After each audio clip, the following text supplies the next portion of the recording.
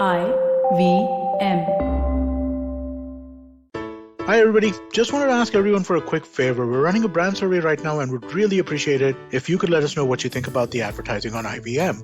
Go to ivmpodcast.com/survey and do let us know. As part of this, we'll be selecting 10 random participants and sending them some IVM swag, so do fill out those surveys.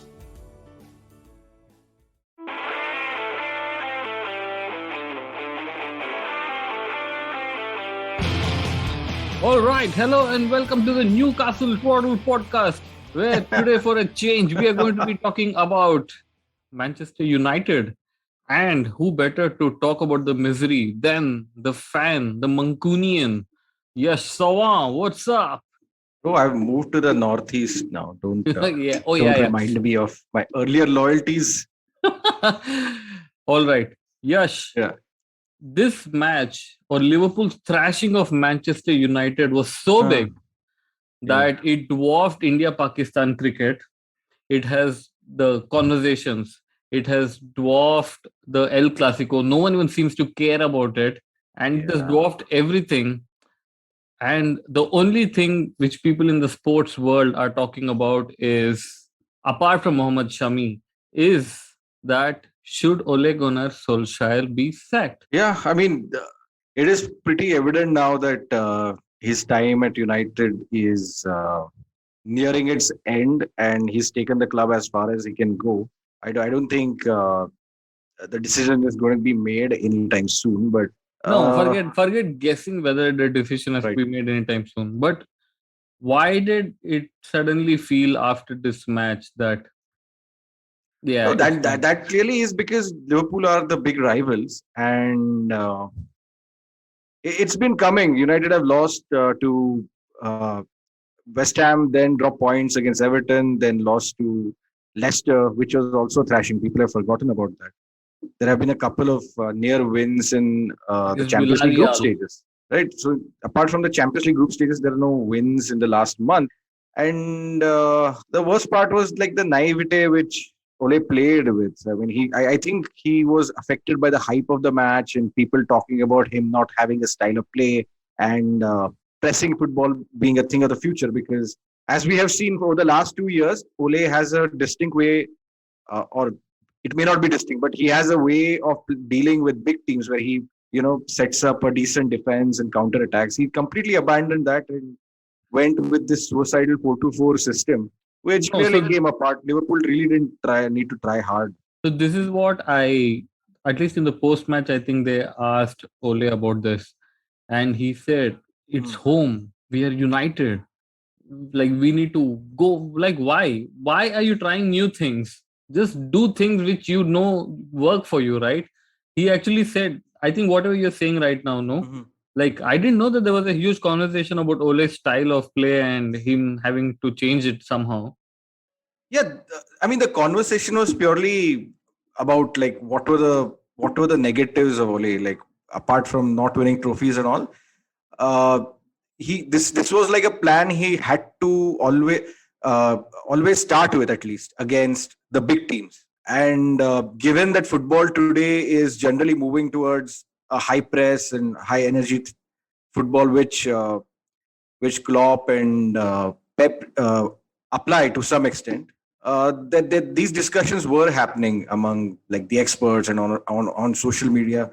Frankly, as a manager, Ole should have ignored all of that and stuck to what he was good at least in such a big game. And when Liverpool are clearly flying high.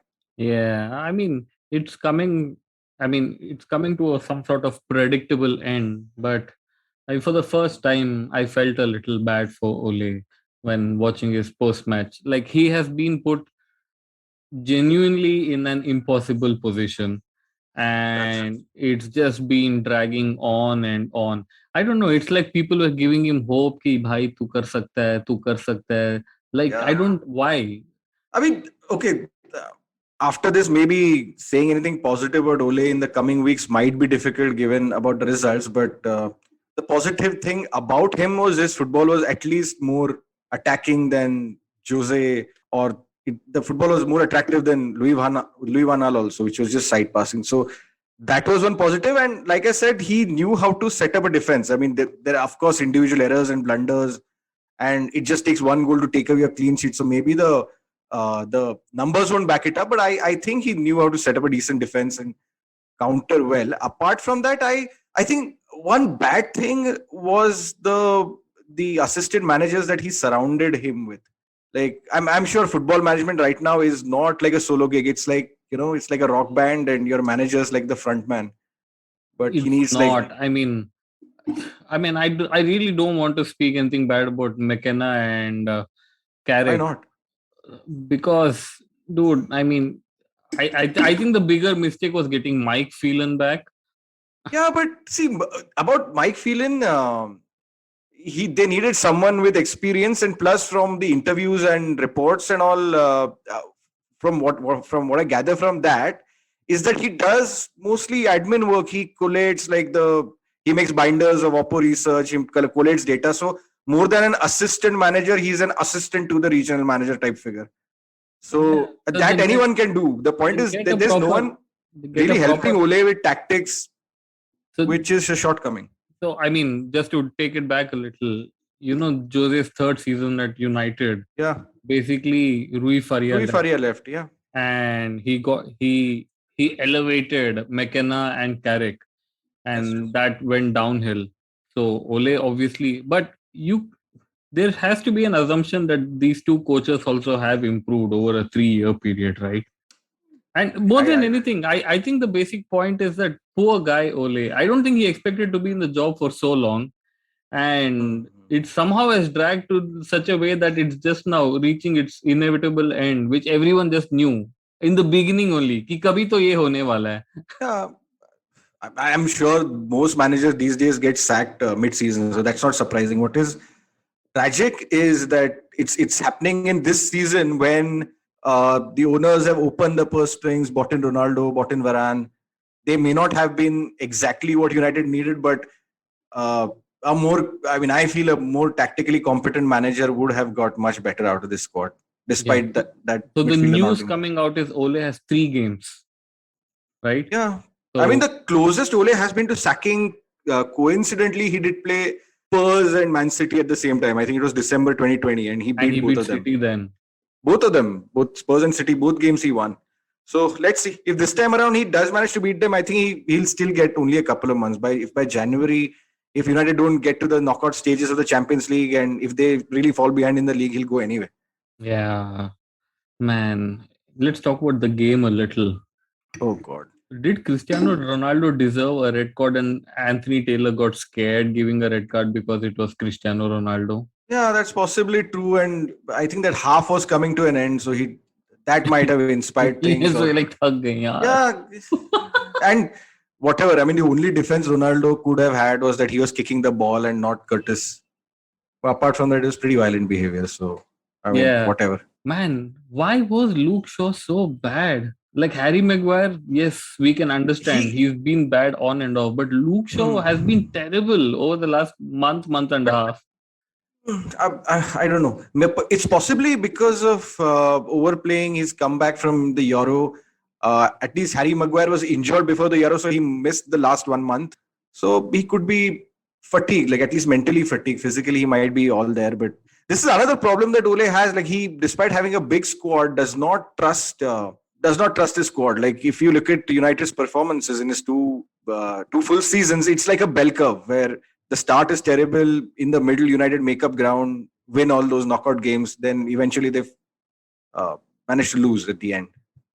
Yeah. So, I think with Luke Shaw's fatigue and this particular thing of him tucking in and playing people onside, that has been happening. It's a major tactical flaw, and I'm sure someone like Klopp could have spotted that quite easily. Yeah. For every bad defeat, there is a great victor, which is Jurgen Klopp and Mohamed Salah. Oh, yeah. I think Salah is the best player in the world at this point. There is I try to find reasons every week, and apart from naming players I absolutely love, like Jorginho and in like jest and everything, but dude, that guy is Liverpool should basically just like get him for life now and make him retire there. Yeah, no doubt. I mean, last week I picked him grudgingly as my player of the week. So, I mean, there are no arguments because Messi is in that Farmers League and still he hasn't scored there. And who else is there? I don't know. Lewandowski, maybe. Benzema is simply a striker, so there's no doubt. And even in this game, Liverpool didn't get out of second gear to win this. And two of the goals that Salah scored were just simply finishes. But that one goal which he scored with his right foot, he gave the pre-assist as well and started the move. And he was pretty much unplayable that day. Man, he's so good. And Jurgen Klopp, dude, I absolutely adore that guy. Look at the midfield he had for the game. Henderson, Keita, and Milner. Like, this is the midfield he played with. And then he obviously got Oxlade-Chamberlain, Curtis Jones. So, No, that's okay. I mean, what again proves his genius is that he started Diogo Jota, saying instead that of Sadio Mane. instead of Mane is like one of the mainstays of the team, but he dropped him. And before the game itself, he mentioned, "I've seen something about United, and I think that Jota will be a potent force against them." And lo and behold, he scored that second goal. He was at the right place and right time. So. Yeah, this is a question. Doesn't someone in United find something about opposition fellows? I don't know. It just seems like, either Ole does not have the weightage to carry the myth around him that, this guy knows research, ye aisa karta hai, and all of that. And he's never developed that sort of PR. I don't know. But all of this is coming around.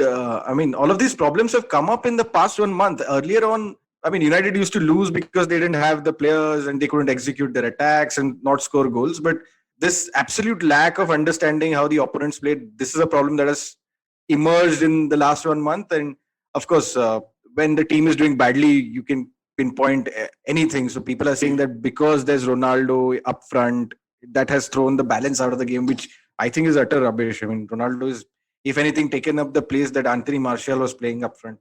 And Martial doesn't press, he doesn't do anything. Yes. How would this change?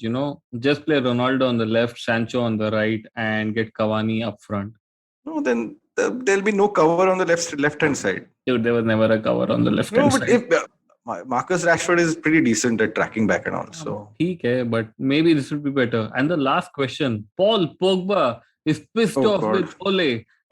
No, but apparently he came out and said all of that is a myth, but it could be saving grace. And he came out and said where? I haven't read anything. I just know that on his Instagram he put up a story saying that all of this did not happen. So people are just writing any bullshit. But this is what happens when your club is in complete doldrums, right? You can make up shit and people believe it. The other story going around was that Fergie came and he defended Ole in the on the training ground and all that. Like he had come to the club. Now. Just before the podcast, I was reading a tweet by Simon Stone where he said that Ferguson had come to the club because he's getting a new suit made. And this is like, I don't know. Not gone onto the field. Yes, that seems like a reason. Suit banwane ke liye club aaya hai. It could be a smoke screen. Maybe he did say. How do you know? But actually, that would be so bad. I mean, Ole should basically tell Fergie to just stay out of the training. What was said and done. And but there's one more rumor I read that Ole, I think 1 or 2 matches ago, asked at halftime, "What is the reason for all these mistakes?" And the entire dressing room said, "You are the reason." So another wild tale. I don't think so. Yeah, no. I'm sure they have a lot of arguments with each other, but this just seems like it's made up. I know, but the singer is too good for it to have been. I don't think anyone is that intelligent in the dressing room. Dude, please. that is in the comedic sense. I mean, I think Pogba is. The problem I have with Paul Pogba is football is just too easy for him. I think by far he's, including Ronaldo, he's probably the most talented player in the United squad. Yeah, but it's unfortunately never materialized. Like United just don't play the system. I mean, he should have left long time ago. It's just dragging on. Yeah, this is the season. He would have gotten rid of 2 managers for you guys, and he's gone. Talking of leaving, so I have 2 articles in front of me. All right, let me just read the headlines to you, and then you can comment on whatever it is. So, first headline is what Jurgen Klopp has said about his Liverpool future as Barcelona have big dream to land him. All right. Yep. And the second headline says FSG have already shown they will be ready for life after Jurgen Klopp at Liverpool. So now reading these two headlines, yes, what would you like if I just give you these two headlines, what would you think the stories would be? Stories would be, I mean, The story would be like I've read two headlines for you, oh, so right? FSG is ready to for life after Klopp, And and Barcelona have what? big dream to land Klopp, right? Yeah. So I mean, it's obviously a complementary. I mean, the stories complement each Correct, other in correct. a way. Like But you know you'd what? expect If you'd you read expect the Klopp to end up in Barcelona, according to these journalists. if you read the article, Uh-huh. this is what it says. Right. Jurgen Klopp in an interview said, I have a contract till 2024. 3 years is a long time in football. I probably would want to take a break of a year and lead a normal life and get out of this madness. I don't know what is going to happen in 3 years because till 2024 I have a contract that in one and Barcelona I want to hire Xavi right next, but they have a big dream to learn Klopp. So there's nowhere in the article which says that he's even remotely going to Barcelona. And the second article about FSG being ready is this. They have a director of football, Liverpool, and they have some German coaches like Marco Rosa and Jesse Marsch at RB Leipzig, who probably follow Klopp's footsteps. So whenever Klopp decides to leave, they are ready, right? So basically, they have two clickbaity articles, which I read both of them, and without understanding anything. Klopp is not going to leave Barcelona for another 2 years, man. No, but that's okay. Even if he goes to Barcelona, I think the crowd will boo him off when he plays those water carriers and donkeys in midfield. No, I think those boys would have grown a little, Ansu and all of them. So yeah, enough of this game, dude. This is crazy. It's like when United fans get on social media, the noise just blocks out everything. They are all these fan forums. Enough of Ole in, Ole out. The Glazers are at fault. So one of the arguments is that if we had competent owners, Ole wouldn't be in the job. So I'm not blaming Ole. I'm blaming the owners. I mean, yeah, I mean, the buck stops at them, right? I mean, they were spending all this time trying to buy an IPL team, which they bid so low for. We have to talk about that. So they did all such the idiots, analysis and they bid 4,100 crores, which is one of the lowest. Yeah, I don't know. I mean, maybe they did not do the research, is what I feel. Maybe they felt that, oh, it's a 2 month long tournament. Who's going to do all of this crap? But yeah, I mean, but anyway, the Glazers would have been perfect IPL owners because they don't understand the sport. They're all about commerce and marketing and they can actually that. And so and they would have easily with the salary cap in they would have easily got by purchasing smart purchases and in T20 and so on. Yeah. All right. Moving on from Ole, assuming this is a big if, but if whenever he gets sacked, there's talk Zidane, Conte. The Conte talk is stronger, and it'll be very interesting when it comes. His only job, like last 15 years, all Conte ever wanted the world to recognize is that he is a much more superstar and better coach than Pep Guardiola and Jose Mourinho and now Jurgen Klopp. He thinks he's never been given the title of world's best coach. Right? So it's okay. I mean, United will just be happy with a competent coach. The problem with Conte is, I don't know. I mean, this United squad, I don't know whether it's made for Conte. Plus, he complains a lot, moans a lot, which is going to be complete 180 from where he is. But don't you think it's time United basically got a Conte type so that he can cry after a year, but in that year try and win something? It's now getting to a period where you're not really winning anything. Yeah, but that's okay. I mean, United, I don't think are anywhere close to winning the Premier League or the Champions League. If I don't know jack shit about owning a football club, but if I was the Glazers, I would actually plan for the life after Pep and Klopp, when both of them leave, because this is not the window. What Ole has done well is that he's managed this period well, finished second and third in an era when there were great coaches around him. That is one thing I'll give him. Now, I think ideally, they would have got like a long-term coach at this point of time who fixes the style of play and challenges for like 2025. So we're in 2021. Yeah, but I think 2024 is when this guy goes, right? Klopp. Klopp. Pep has one more season, so 2023 is Oh when yeah, Pep is going Pep to is pissed off. He couldn't get Harry Kane, so he's done. go. Yeah. And it's okay. I mean, the football goes in cycles. Like this is a City Liverpool cycle, clearly. Just So hire back Jose Mourinho, man. like, like what's going to happen? Then you have Ole anyway. He'll come back. Something will happen. yeah, but yeah, if Conte comes back, it'll be fun also. No, dude. I mean, I genuinely don't really care much for him. I mean, just hire someone else. At least someone like nice, entertaining. But who's there? There's no one in management like that. I mean, Yeah. no one easily that comes to mind. I mean, Sari is too hippie for you guys. Jeez, there's actually who else is there? Because whenever I was seeing these articles, it was just Conte or Zidane. I didn't realize that there's just no one else there, like a superstar guy, manager kind of a thing. Everyone else is like a punt youngster. Yeah, I'm assuming we're waiting for these managers to do something very superstar-y. Who? Nagelsmann. He's the next superstar. He's already. So Nagelsmann's there, and who's managing Leverkusen or whoever.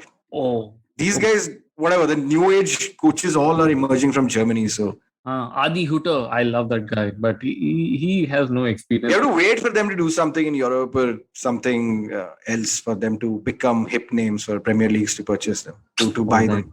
So Conte it is then, whatever. Who cares? All right. We should take a break right now.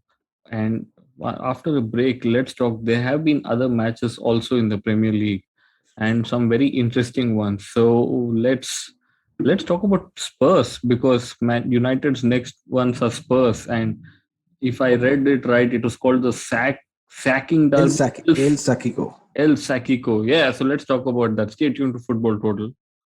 You know, I really enjoy driving, but I hate the Mumbai traffic. In fact, yesterday, you won't believe what happened. I banged into a taxi. To no fault of my own. I mean, it was completely his fault. Hear me out, I'll explain. Written behind the taxi was, Kotak home loans now only at 6.5%. It was so unbelievable. Out of shock, I crashed into the taxi. I'm surprised people don't crash into his car every single day because of that. So guys, kripya dhyan rakhe when reading such things. Actually, I don't even mind paying the taxi driver for his repairs because I will be saving so much on the interest rates. Just visit www.kotak.com for more info or visit your nearest Kotak Mahindra branch today. Terms and conditions apply. Interest rate starting at 6.5% per annum. Okay, welcome back to Football Twaddle. Enough of all this Manchester United talk. Let's talk about some real clubs. Crystal Palace versus Newcastle United. Yes, it ended at 1-1. The club we genuinely, truly love and support is now managerless. There is no sign of a manager. I thought Paulo Fonseca was almost close, but I read a rumor today that they genuinely want Eric Ten Hag. Newcastle is one of the three clubs which hasn't even won a game till now in the Premier League. And it's looking ominous, yes, for the club we started supporting. Yeah, but I trust the management. I trust Do you? Olivia. So I'm sure they'll get us a manager soon who will keep us in the league. That's the aim for this season. Dude, this is what I don't get. This is so frustrating it is. I've just chosen a club for life. Right? And you, like anyone with half a brain and who's read like 10 football articles will know that Steve Bruce would be sacked for any new management. And they should have been prepared, but I guess they were not. Jeez, because the news article said that they have departed with mutual consent or something. Which is, like, sir, we don't want you. Okay, I'm going.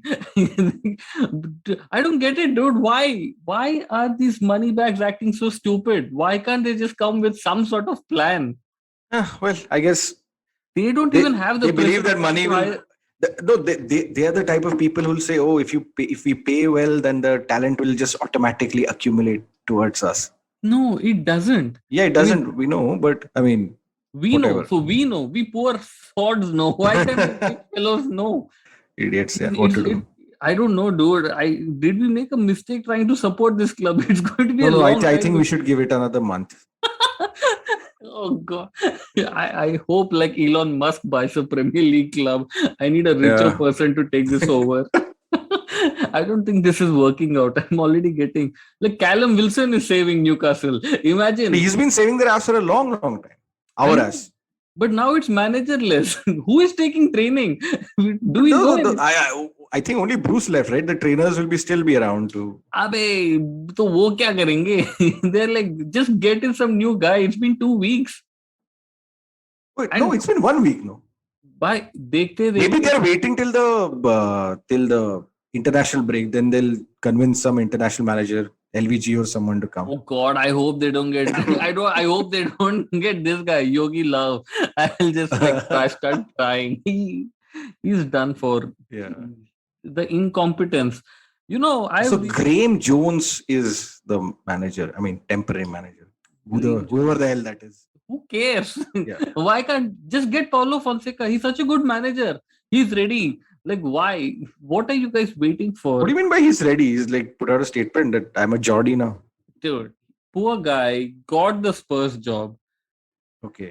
and like he was sacked from Roma because before the season started last year, he told we will finish seventh, and Roma Okay. finished seventh. So they're like not good enough, and they sacked him. He's won five. He's won 5 league titles with Shakhtar. He's a good manager. Just Well, get 100% is a good manager, but having played Roma last season, they're a pretty open team, dude. I mean, his style is pretty open, and with this squad, unless they buy a bunch of players in January, they're definitely going to go down with Fonseca. so now is the time. End October, you hire the manager. Yeah, and then you do the scouting. Ideally, that's the case. I mean, that should have been the case. Jeez, dude. I sometimes wish if I had like 400 million, I would have taken a Brentford like club and come to the Premier League and shown all these idiots how to run a football club. I wouldn't fire a manager till I have a new one with me. It's not the football business. Oh, When you're God. in the football But- business, All right, whatever. This sadness. Let's get to this. Player of the week.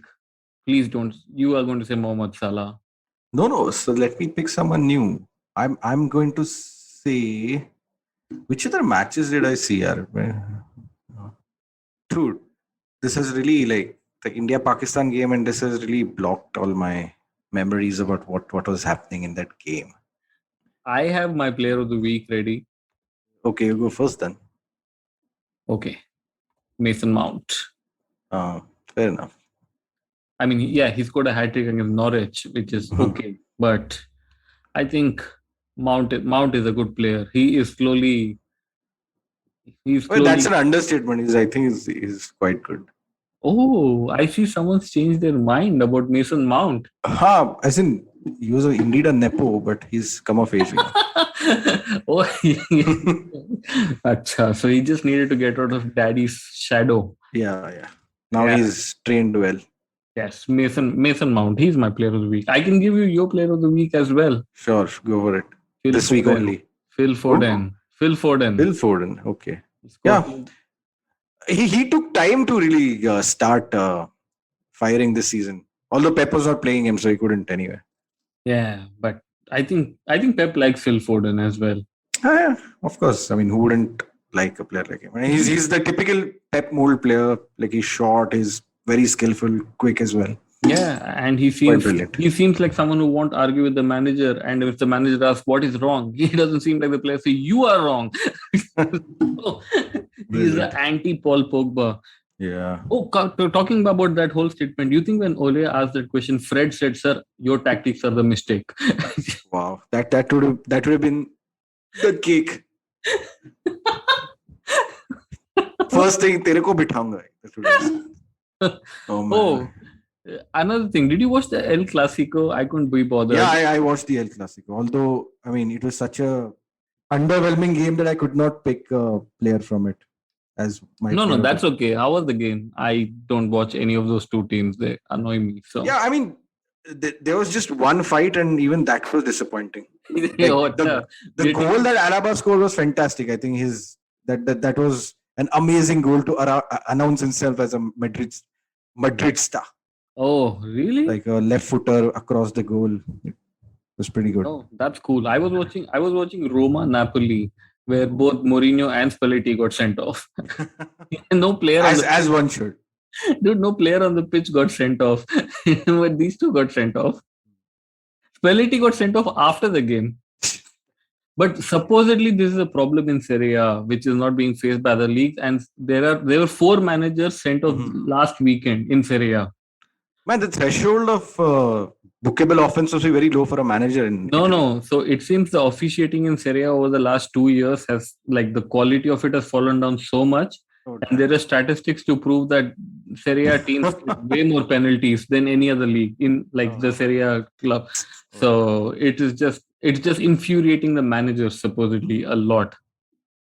And they asked both Spalletti and Mourinho, like, why were you guys sent off? They said, we have no idea.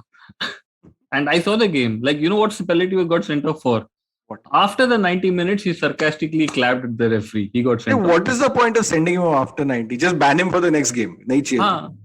I think that's what a red card to a manager does, no? Yeah. Really? That's so weird. It has to. There has to be a ban, right? Otherwise, what's the point? No, they should just find these rich fellows. They'll pay the money, and it should be entertaining. What nonsense! If you ban the manager, what? We are not paying so much money on OTT to watch assistant manager on the line. What the hell? No, maybe they'll be in the stands. They'll be fuming. The camera will go on them. All of that nonsense. Like Saru. Oh, dude, Saru was sent off earlier in the season. He was sitting in the stand. He was smoking. And then something happened to his player. He's catching the fellow next to him by his collar and barking. Oh God, that guy's so cool. Anyway, the games to look forward to this week. What are you watching? I have to watch United play Spurs. The El I'm Sacico. supporting Nuno. So No, obviously that makes sense. I don't know why would they want to sack him. This Spurs they think they're too big for their boots, man. who? Spurs. Yeah, actually they do. And Nuno is a very good manager. And the last time they fired a manager, they couldn't get a new one for 90 days. So talk about incompetence, right? Absolutely. I mean, Newcastle seems like a dream club now in front of what Spurs did. So yeah, and Nuno is good. They're doing all right, man. It's not even too bad. Let me look at There's this. just 1 point ahead of United. They're on 15 from a possible 24. Wow. No, from possible 27. And so they want to sack Nuno because he's 6th on the table. Yeah, which is just nonsense. David Moyes is making everyone look so bad. Yeah, noisy. Oh. West Ham, man. But again, the last result for them, which was a 1-0 defeat, anybody can lose 1-0 to West Ham. West Ham, yeah. With Antonio scoring. So what's your prediction for Spurs versus United? No, United are going to win 2-1. They'll win. Second half comeback. Cristiano score? Yeah, 100%. I'm going to go for a 3-1 Spurs. Go Son! Okay, my match of the week is my former allegiance versus my current love. Oh, no. Newcastle versus Chelsea.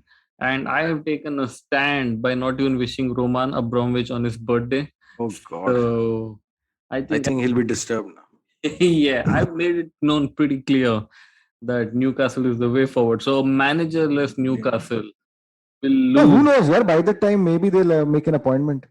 What, by Sunday? Yeah, so today's Wednesday. It's enough time.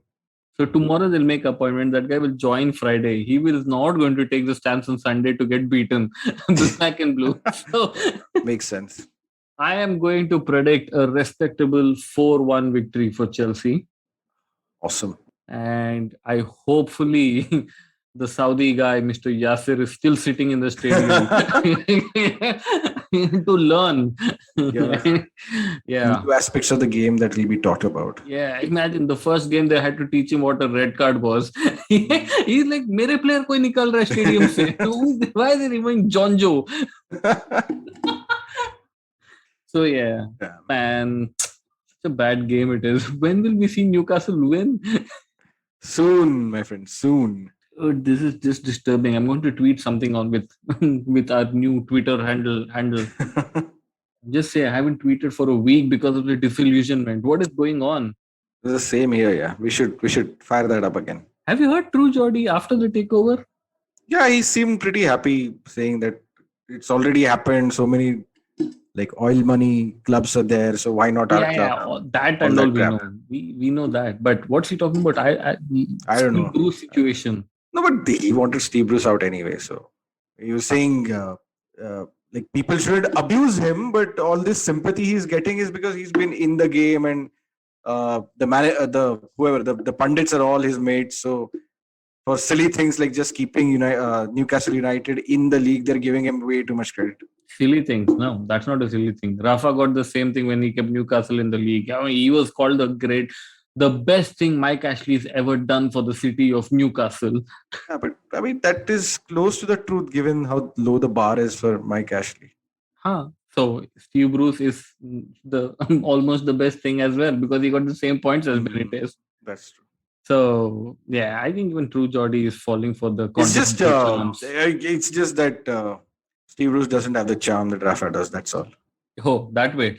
All right. For next week, why don't you watch some Aston Villa? You know, it's been some time since we've spoken about that club. So who are Villa playing? Villa. West Ham. Yeah, that'll be a good game. Yeah. Villa West Ham. Yes. Yeah. Villa West Ham. So next week's podcast, let's make an effort to talk not about just Villa about our favorite clubs, but Villa and West Ham. Sure, and yeah, we should actually talk about David Moyes, dude. He's actually doing a fantastic job. I'm actually quite happy after 6 years of wilderness. He's doing quite well. So. And West Ham is just about the right size of a club, and he was pretty lucky that he was sacked from West Ham for keeping them up.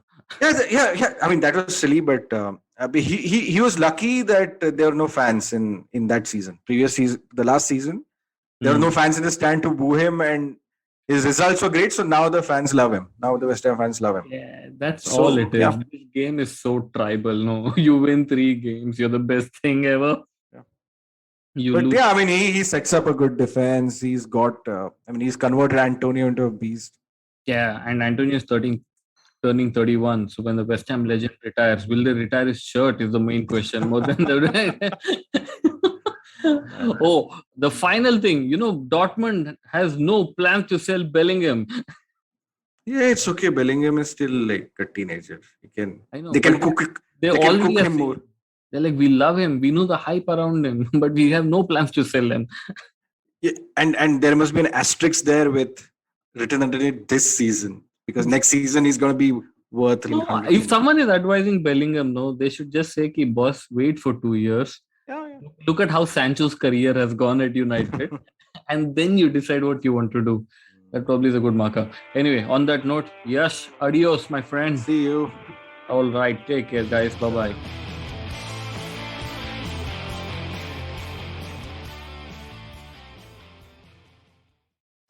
Hey everybody, it's been a great week on the IVM Podcast Network.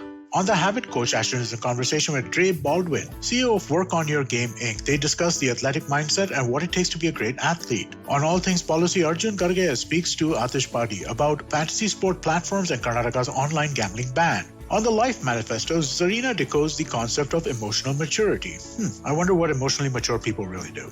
On Naan Kari, Sadaf and Archit are joined by author Sudha Menon. They discuss comfort food and Sudha's upcoming book. On Say No to Drama, Chetna cuts through the drama around Instagram posts and comments. Do follow us on social media. We're IVM Podcast on Twitter, Facebook, Instagram, and LinkedIn. And remember, if you're enjoying this show or any of other shows for that matter, please do tell a friend. And finally, we'd like to thank our sponsors this week, Cred, Bank of Baroda, Quarter, CoinSwitch Kuber, Slay Coffee, Intel, Kotak Mahindra Bank, and Oxfam India. Thank you so much for making this possible. Are you looking for finance products and services that can enhance your personal finance experience? Are you looking for a space to talk about your financial product or service? And are you looking for a crisp talk show where the conversation is all about money? Well, your search ends here. Hi, my name is Anupam Gupta and I'm host of the Paisa Paisa podcast, and I invite you for the conversation about your personal finance on each Monday on the IVM Podcast app or the website or on any podcast streaming platforms. See you folks.